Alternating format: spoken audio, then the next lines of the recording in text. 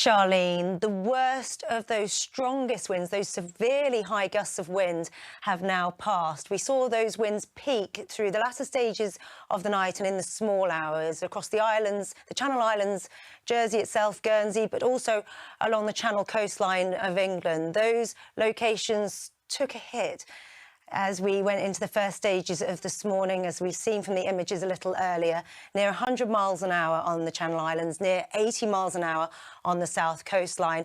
And those winds gradually slacken as we head through the afternoon. Storm Ciarán journeying its way up towards the North Sea. As it does so, it'll lose some energy, but we're not out of the woods just yet. Today we keep strong winds, strong gusts, some gales and an awful lot of wet weather. And this will pose a further flood risk in the most sensitive zones after all of that wet weather last month.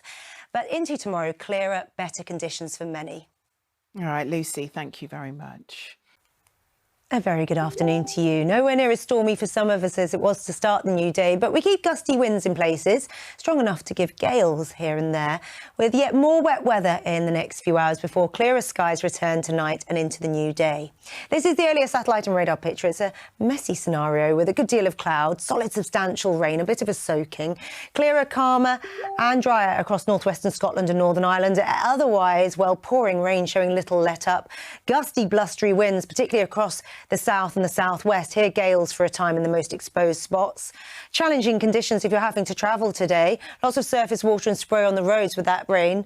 And in the most vulnerable spots, an exacerbated flood risk after all of that wet weather last month. And that windy wet weather showing little let up until the latter stages of the day and then gradually turning calmer and drier. We keep further blustery showers on and off through the north and the west.